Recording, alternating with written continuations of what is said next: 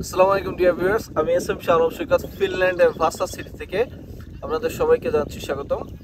এই ভিডিওতে আমি শেয়ার করব যে পোল্যান্ডে স্টুডেন্ট ভিসা রিজেকশনের বেশ কিছু কারণ এবং কেন একটা ভালো প্রোফাইল থাকা সত্ত্বেও পোল্যান্ডের ভিসা রিজেকশন হয়।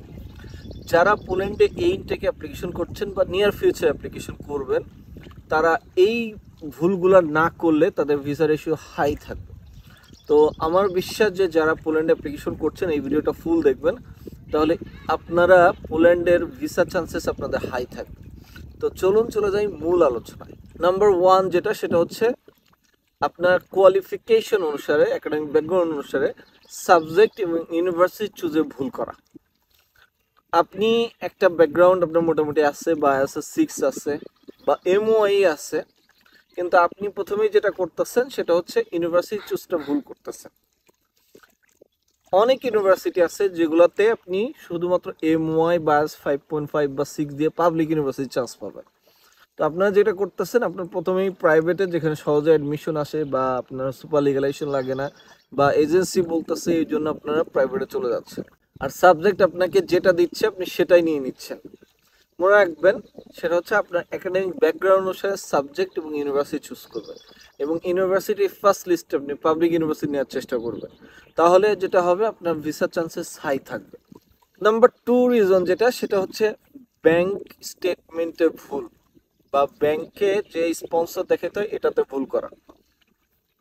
ম্যাক্সিমাম এজেন্সি বলে পোল্যান্ডের ব্যাংক স্টেটমেন্ট লাগে, কথাটা 100% মিথ্যা কথা। কারণ আপনি যদি পোল্যান্ডের VFS এর চেকলিস্ট দেখেন, এখানে 9 পয়েন্টে বলা হয়েছে যে স্পন্সর ডকুমেন্টসে যে আপনার স্টুডেন্টের ডুয়েল কারেন্সি ক্রেডিট কার্ড লাগবে, নাম্বার ওয়ান। কোথাও বলা হয় না এই 3 মাস 6 মাসের ব্যাংক স্টেটমেন্ট।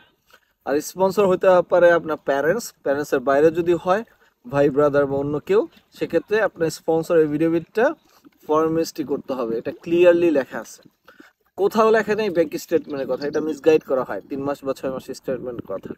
তো ব্যাংকটা কেয়ারফুলি দেখাবেন। থার্ড, আপনি সাফিসিয়েন্ট টাইম রাখবেন ইন্ডিয়ান ডাবল এন্ট্রি ভিসার জন্য। অনেকে যেটা করে বুঝে না বুঝে আপনার টুরিস্ট ভিসা করে ফেলে, আবার পরবর্তীতে ইন্ডিয়ান ভিসা ডাবল এন্ট্রি করতে দেয়। এই যে আজকেও একটা স্টুডেন্ট খুব ফোন দিছে, সে হচ্ছে টুরিস্ট ভিসা করছে।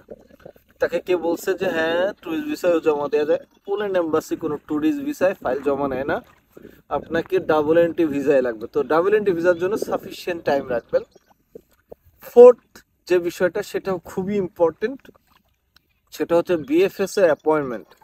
আপনি যখন ইন্ডিয়ান ডাবল এন্ট্রি ভিসার জন্য দিচ্ছেন, মনে রাখবেন সব জেনুইন ডকুমেন্টস দিয়ে দিবেন। জেনুইন ডকুমেন্টস দিয়ে যদি আপনি ডাবল এন্ট্রি ভিসা যান, আপনার ভিসা চান্সেস 90% থাকবে। যদিও 10% রিজেকশন হয়, you will have ground to explain যে বা রিকোয়েস্টের জন্য গ্রাউন্ড থাকে, তখন আপনাকে কিন্তু ভিসা দিয়ে দিবে।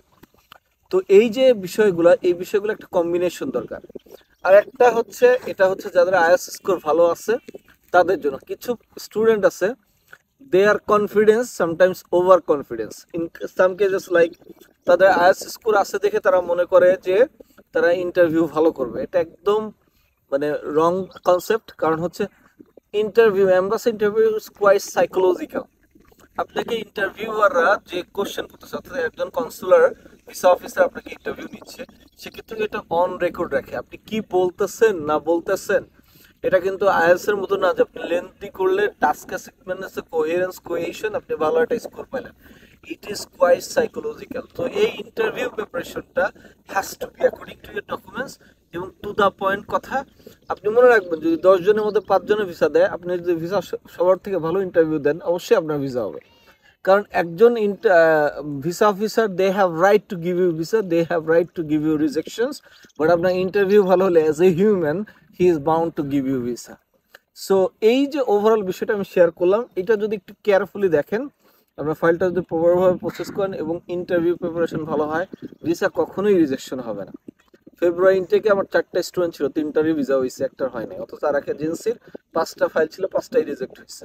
এই যে মানুষ বলে যে পোল্যান্ডে ভিসা রিজেক্ট হয়, ভিসা রিজেক্ট হবে কেন? যদি প্রপারলি কাজ করেন ভিসা রিজেকশনের নো চান্স। এনিওয়ে, তারপরেও ভাগ্য এক বলে একটা কথা থেকে, I have tried to explain why visa is rejected. আপনার চেষ্টা করবেন এগুলোতে কেয়ারফুলি থাকতে, তাহলে আপনার ভিসা চান্সেস হাই থাকবে। Thank you very much for watching my video. Have a nice day.